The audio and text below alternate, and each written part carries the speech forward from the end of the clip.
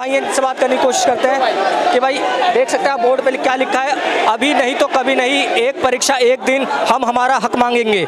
तो हमारे साथ दो स्टूडेंट्स हैं, और तो क्या किस चीज़ को लेकर आपका प्रोटेस्ट चल रहा है? नॉर्मलाइजेशन को लेकर एक के बाद एक आयोग नॉर्मलाइजेशन दे रहा है। इस परीक्षा में ऐसा होता है अक्सर कि ये क्या 2 मार्क्स के कई हज़ार स्टूडेंट बाहर होते हैं। जब तुम पुलिस जैसे एग्जाम 60 लाख एग्जाम जो भी है उसको एक दिन में करा सकते हैं, तो क्या इतनी वो नहीं है आपके पास कि हमारा एक दिन में एग्जाम करा सके? और अक्सर ये बड़े एग्जाम है, इनमें नॉर्मलाइजेशन नहीं होना चाहिए। नॉर्मलाइजेशन है, अगर एमपी के एग्जामों में देखा जाए तो उनमें काफ़ी नॉर्मलाइजेशन की वजह से कई स्टूडेंट बाहर हुए हैं। एमपी व्यापक में जितने भी घोटाले हुए हैं पिछली बार देखते हैं आप, जैसे कि पटवारी वगैरह, उसमें नॉर्मलाइजेशन से कितने स्टूडेंट बाहर हुए हैं। तो नॉर्मलाइजेशन नहीं चाहिए, हमें टोटल इसके खिलाफ है। नॉर्मलाइजेशन होगा तो इसका प्रोटेस्ट होगा, और 11 तारीख को जो आंदोलन होगा फिर उसके लिए आयोग को तैयार होना होगा।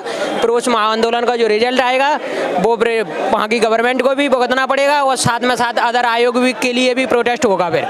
अच्छा, कई स्टूडेंट ये जानने की कोशिश करना चाह रहे हैं कि पालियों में अगर एग्जाम हो भी रहे हैं, कोई पहले दिन दे रहा है कोई दूसरे दिन, तो इससे क्या दिक्कत हो जाएगी? दिक्कत हो जाएगी अगर सपोज दैट मुझे किसी एग्जाम में 2 क्वेश्चन नहीं आ रहे सुबह वाली शिफ्ट में, और 2 क्वेश्चन मुझे शाम वाली शिफ्ट में आ रहे हैं। 2 क्वेश्चन का मतलब ये तुम्हारा ये 3 या 4 नंबर हो रहा है, वो 4 नंबर का नॉर्मलाइजेशन कैसे हो सकता है? 4 इस एग्जाम में अक्सर पिछले रिजल्ट उठा के देख लीजिए, 3 या 2 नंबर पर इतने स्टूडेंट बाहर निकल जाते हैं, 2 से 3 हज़ार 4 हज़ार स्टूडेंट बाहर निकल जाते हैं। वो केवल इसलिए बाहर हो रहे हैं कि सुबह वाली शिफ्ट में मुझे 2 क्वेश्चन नहीं आना था, शाम वाली शिफ्ट में 2 क्वेश्चन भूल गया था मैं। यानी कई बच्चों को बहुत ज़्यादा नुकसान हो जाएगा, कितना सुबह में है, और वो पेपर तो कोई चेंज होंगे, तो उस वाले में क्वेश्चन और इस वाले में क्वेश्चन में अंतर आएगा, ये कहना है? बिल्कुल अंतर आएगा, क्योंकि जाना तुम पेपर बढ़ाओगे, जाना क्वेश्चन बनाओगे तो आपकी क्वालिटी से समझौता करना पड़ेगा। आप करेंट के क्वेश्चन जैसे सपोज दैट किसी भी एग्जाम में 30 से 40 क्वेश्चन आना है, 30 से 40 आप बनाने में 40 अच्छे क्वेश्चन ले सकते हो, लेकिन जब आपको 3 या 4 पाली में क्वेश्चन पेपर बनाना पड़ेगा, 120 क्वेश्चन आप क्या लाओगे? क्या पेपर का लेवल देख रहे हो आप? पिछले बार जो पूछने का लेवल था वो कितना गिर चुका है। स्टूडेंट की भी मेमोरी है, उसके पास सॉफ्टवेयर नहीं है कि हर जगह एआई की तरह वो बोलता रह गया। उसके पास भी एक माइंड है, उसका लिमिटेड मशीनरी की तरह वो उसका उपयोग होना चाहिए। ये नहीं कि आपको लगा कि कहीं से भी कुछ भी उठा के पूछ रहे हो। आप पिछले पेपर उठा के देखिए, उसमें पेपर बनाने के तरीके में भी पैटर्न में बदलाव आया है। क्योंकि क्वेश्चन जितना भी अब एक हिस्ट्री है या पॉलिटी है, ज्योग्राफी है, अगर पॉलिटी से जितने भी आर्टिकल पूछ चुका है उसके बाद फिर क्या करेगा वो?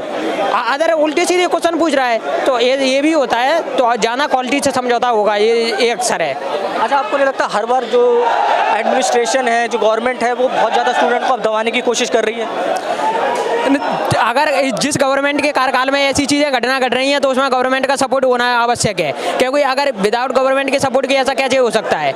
ये अगर आप अभी तक स्टूडेंट के भविष्य में सरकार अभी तक मौन है तो उसका भी जवाब देना तो पड़ेगा। विधानसभा में इस बात की तो आवाज़ उठाना पड़ेगी। ये हम केवल गवर्नमेंट मौन नहीं है, उसके साथ विपक्ष भी मौन है। स्टूडेंट के हक के लिए कभी किसी ने कोई आवाज़ नहीं उठाई है। अक्सर अभी तक इतने भी परिणाम आए, इतने रिजल्ट आए, इतने इलेक्शन हुए, कभी स्टूडेंटों का कहीं कुछ नहीं।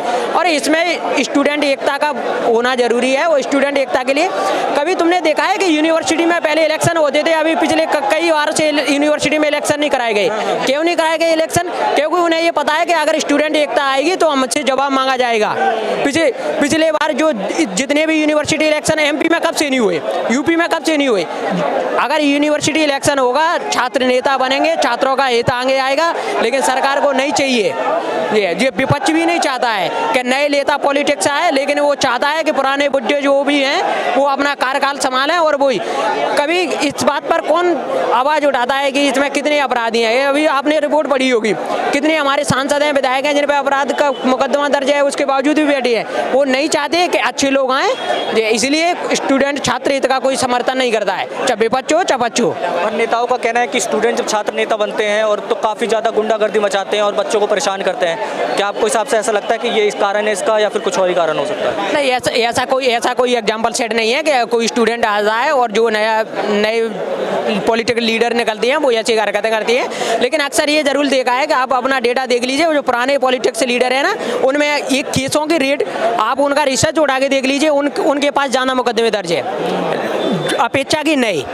ये तो ये तो अफवाह है। आप तथ्यों पर जाइए, तथ्यों से बात कीजिए। तथ्यों में ऐसे कोई नए लीडर हुए, नए कर्मचारी हुए, नए वर्कर हुए, आप किसी भी डिपार्टमेंट में जाइए, जितने भी नए कर्मचारी आ रहे हैं वो अपनी शिद्दत और मेहनत से काम करती है। उनके अंदर ये लाल फीताशाही का 1% नहीं है, क्योंकि वो इतनी मेहनत करके जाती हैं कि अब उसके बाद जो पुराने चीज़ों में देखा गया, पुरानी कल्चर में ऐसा लाल फीताशाही का जो भी निशान देखा गया है। आप कब से प्रिपेयर कर रहे हैं यूपीएससी के लिए या यूपीपीसीएस के लिए? मैं 2020 से 2020 से आप किस चीज़ की प्रिपरेशन कर रहे हैं? मैं यूपीएससी की प्रिपरेशन था।